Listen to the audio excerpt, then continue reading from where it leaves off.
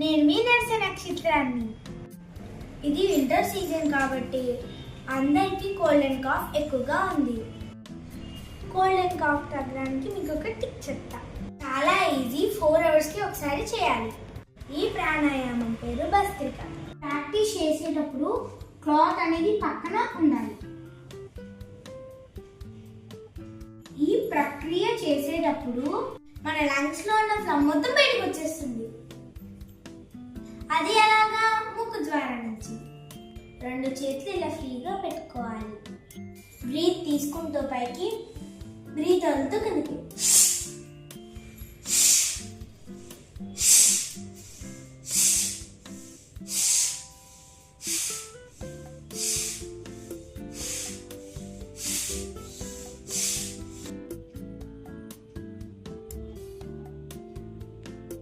ఇలా గనక 4 అవర్స్కి ఒకసారి చేస్తే ఎలాంటి